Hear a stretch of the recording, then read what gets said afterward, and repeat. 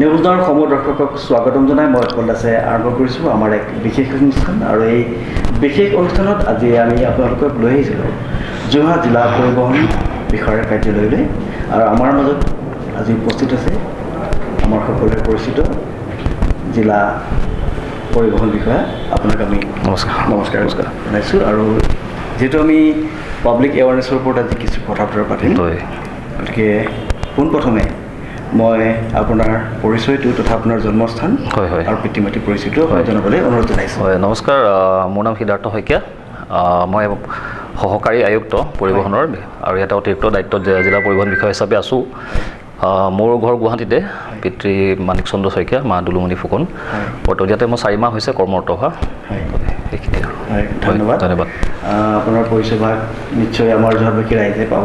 আজি পাবলৈ সক্ষম হ'ল আৰু আমি আশা ৰাখিছোঁ আমাৰ এই অনুষ্ঠানটি আজি আমাৰ দৰ্শকসকলে চাই উপকৃত হ'ব। যিহেতু আমি কৈছোঁ যে আমি পাব্লিক এৱাৰনেছৰ ওপৰতে আজি কিছু কথা বতৰা পাতিম। গতিকে পোনপ্ৰথমে আমাৰ জনসাধাৰণ ৰাইজে সদায় জানিবলৈ বিচাৰে,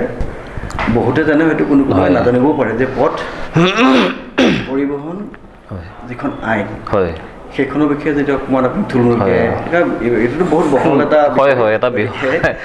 বৃহৎ বিষয়। পথ পৰিবহণ কি সুৰক্ষা এটা গুৰুত্বপূৰ্ণ বিষয় আজি তাৰিখত সকলোৱে জানে ইতিমধ্যে। বিশেষকৈ আমি সংক্ষেপত ক'ব গ'লে পথ সুৰক্ষা হৈছে প্ৰতিজন ব্যক্তিয়ে লগতে যান বাহনৰ আৰোহীয়ে পথসমূহ ব্যৱহাৰ কৰোঁতে যিসমূহ নীতি নিয়ম মানি চলি নিজৰ লগতে আনৰ জীৱন সুৰক্ষা সুনিশ্চিত কৰিব পাৰে তাকে পথ সুৰক্ষা বোলা হয়। ইয়াৰ গুৰুত্ব আৰু পৰিধি বহুত বহল হয়, সংক্ষেপত ক'ব লাগিব যিহেতু আমাৰ আপোনালোকে জানে যে ভাৰত চৰকাৰৰ যি আমাৰ ৰোড ট্ৰেন্সপৰ্ট ডিপাৰ্টমেণ্ট আছে, লগতে আমাৰ অসম চৰকাৰ পৰিবহণ বিভাগ আছে। সেই পৰিবহণ বিভাগৰ অসম চৰকাৰ পৰিবহণ বিভাগৰ আমি অধীনত আমাৰ প্ৰতিখন জিলাত আমাৰ জিলা পৰিবহণ বিষয়া কাৰ্যৰত আৰু পথসমূহৰ ক্ষেত্ৰত মানে যান বাহনৰ ক্ষেত্ৰত যিসমূহ নীতি নিয়ম মানি চলিব লাগে তাক আমি যিদৰে আমি এনফৰ্চ কৰিব লাগে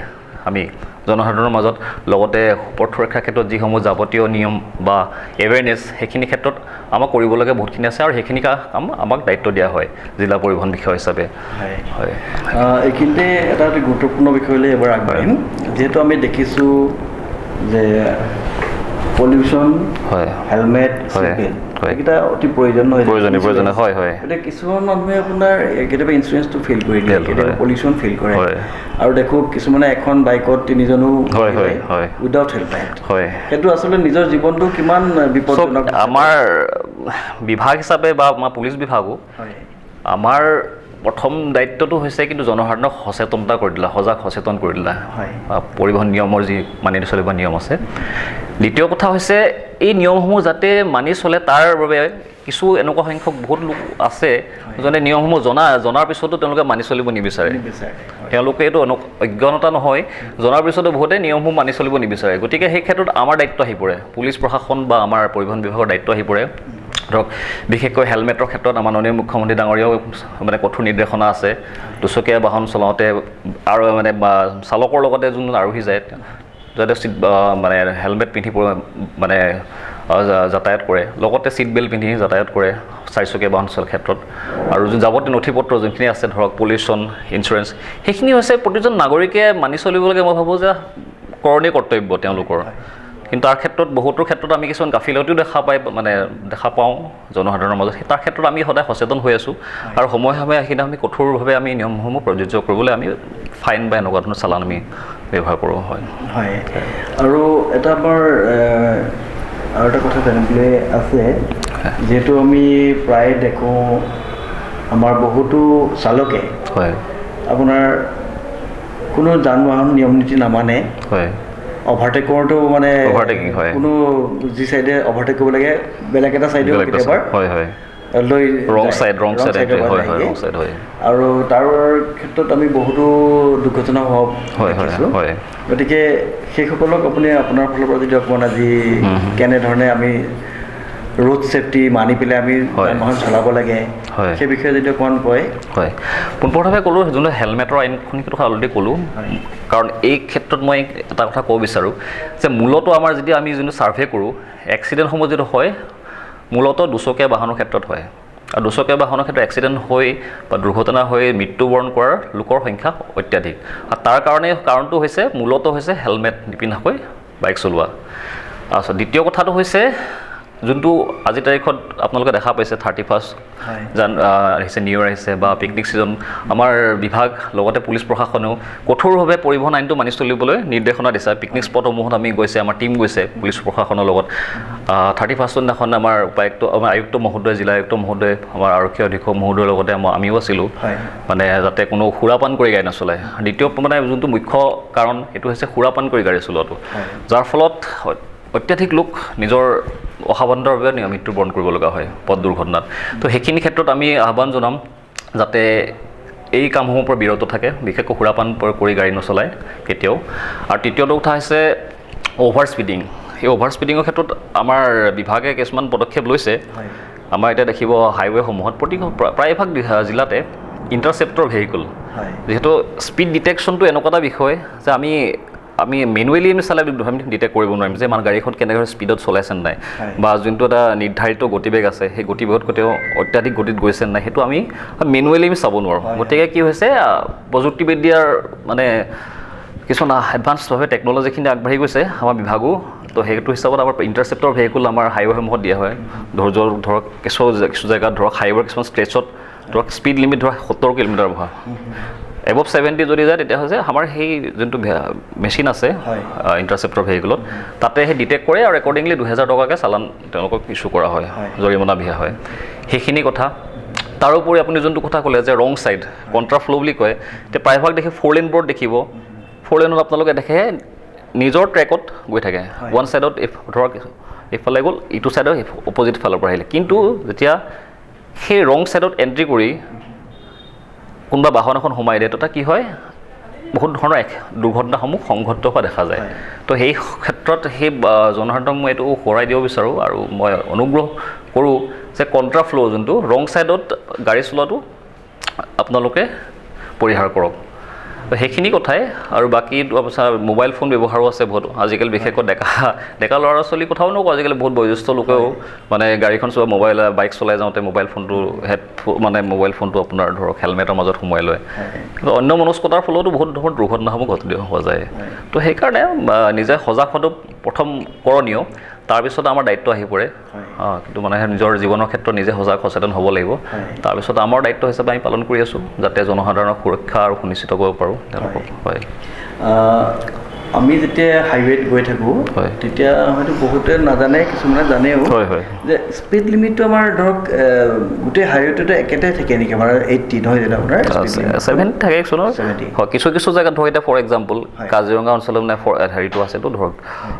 নেশ্যনেল গ্ৰীণ ট্ৰিবিউনেলৰ অধীনত কাজিৰঙাৰ যি ষ্ট্ৰেচ মাৰ্কটো আছে তাতে 40 কিলোমিটাৰ্ছ থাকে ধৰক 40 এবভ হ'লে আপোনালোকে দেখিছে নিশ্চয় 40 এবভ হ'লে তেওঁলোক জৰিমনা বিহা হয় ঠাই অলপ বেলেগ হয় কিন্তু আৰু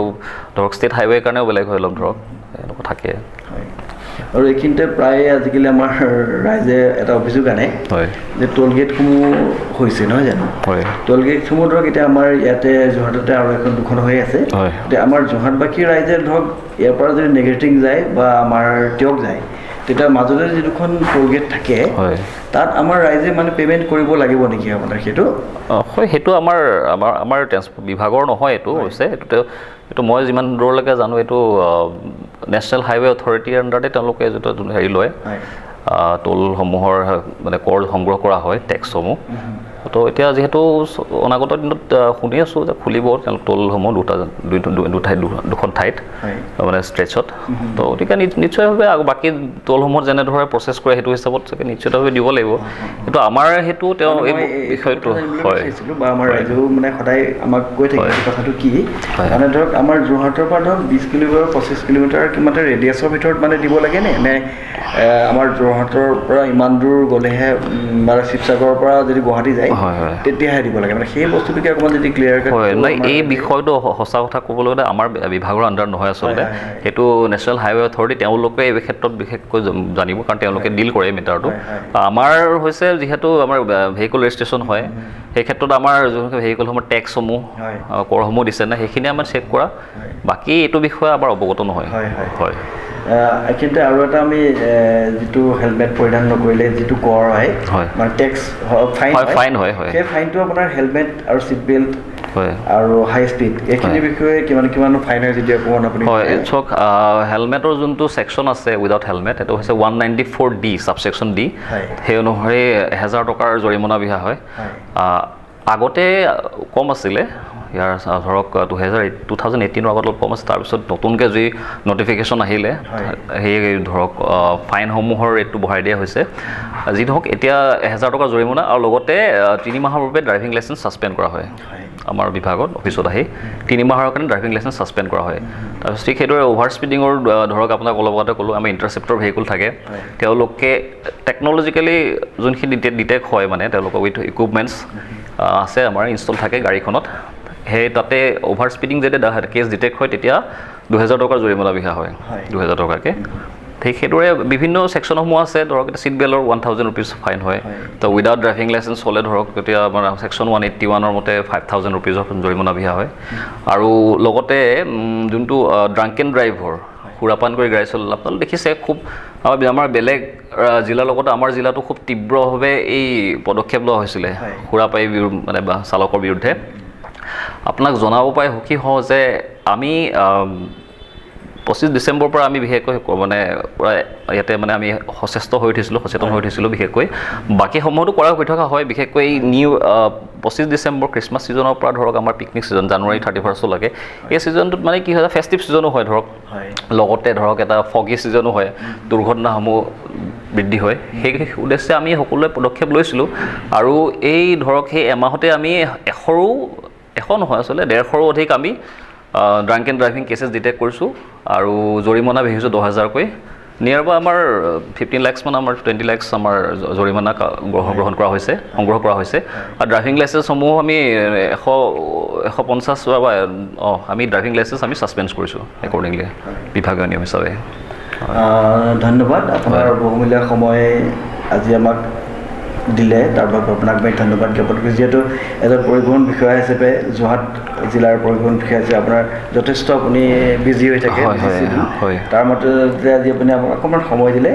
আমি যিটো পাব্লিক এৱাৰনেছৰ বাবে অকণমান কথা বতৰা পাতিলোঁ আপোনাক ধন্যবাদ থাকিলে আৰু এষাৰ মই ক'ব বিচাৰোঁ যিহেতু সকলো বাকী বাণিজ্যিক যিসমূহ বাহন আছে ধৰক বিশেষকৈ লগতে সকলোকে মই এটা আহ্বান জনাইছোঁ মাৰ্চ মাহ যিহেতু আহিছে মাৰ্চ এণ্ডিং আপোনালোকে সকলোৱে জানে আমাৰ বিভাগৰ বহুত হেঁচা থাকে আমাৰ যিহেতু এটা টাৰ্গেট থাকে ৰেভিনিউ টাৰ্গেট তো সেইটো হিচাপে আমাৰ কৰিবলগীয়া বহুতখিনি আছে আৰু যিহেতু আমাৰ টাৰ্গেট ফিক্স থাকে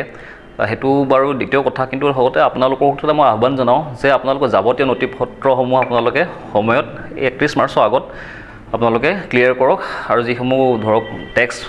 বা কাগজ পত্ৰ যাৱতীয় নথি পত্ৰ আছে সেইখিনি ক্লিয়াৰ কৰক আৰু আমাৰ বিভাগৰ লগতে পুলিচৰো সহযোগ থাকিব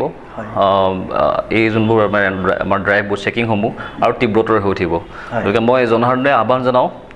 যে আপোনালোকে 31 মাৰ্চ 2025 চনৰ 31 মাৰ্চৰ ভিতৰত আপোনালোকে যিখিনি কাগজ পত্ৰ আছে গাড়ীৰ ধৰক লাইচেঞ্চ হওক RC হওক বা টেক্স বা যোনখিনি বাণিজ্যিক বাহনৰ টেক্স থাকে সেইখিনি সকলোসমূহ আপডেট কৰক যেন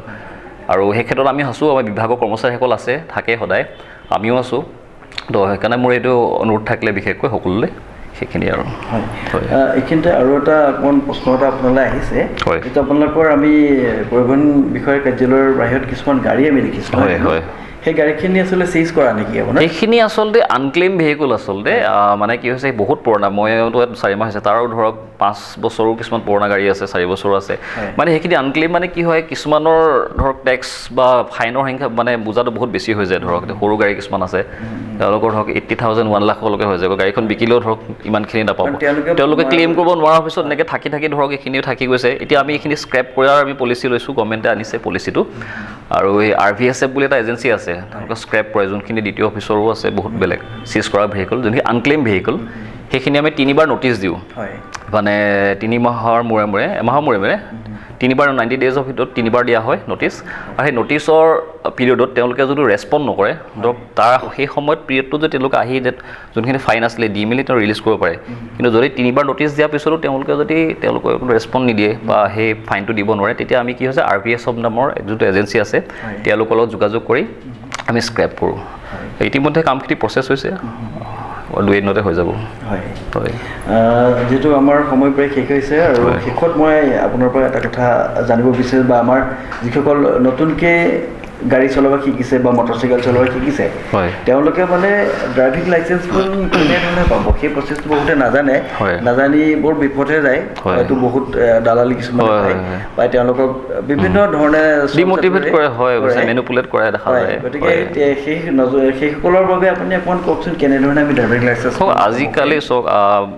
আগতকৈ নিয়মসমূহ বহুত সুবিধা কৰিলে যাতে জনসাধাৰণে মানে অফিচত নহাকৈ যিমান পাৰে ফুটফলটো কমাবলৈ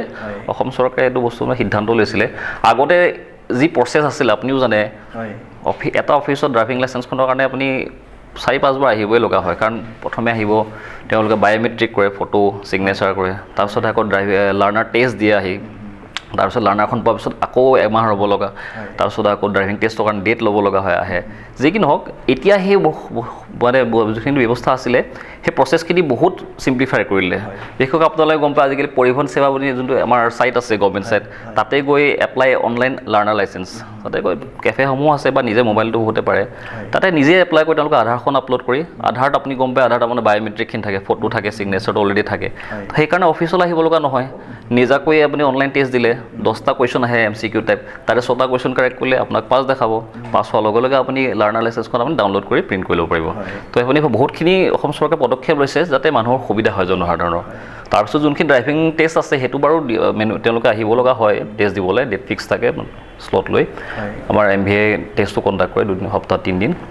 তো পাছ হোৱাৰ পিছতে আমাৰ লাইচেঞ্চখন আমি এপ্ৰুভ কৰি দিওঁ হৈ যায় বহুতখিনি আগতকৈ বহুত সুবিধা কৰিছে জনসাধাৰণৰ কাৰণে সেইটো হয় ধন্যবাদ থাকিলে শেষত আপোনাক আমি আমাৰ জোৰবাসী ৰাইজ তথা আমাৰ নিউজৰ যিসকল দৰ্শক আছে দৰ্শকসকলক আপোনাৰ ফালৰ পৰা অকণমান ক'বলৈ অনুৰোধ জনাইছোঁ সেয়া ইতিমধ্যে আপোনাক বিষয়ৰূপে আলোচনা হ'ল আপোনাৰ লগত যিখিনি বিষয় আছিলে জনসাধাৰণে বা যোৰহাটবাসী ৰাইজলৈ মোৰ এইটোৱে আহ্বান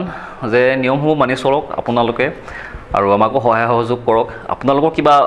অসুবিধা থাকিলে মোৰ ওচৰত ডাইৰেক্টলি এপ্ৰ'চ কৰক থাকোঁ অফিচত আৰু ইতিমধ্যে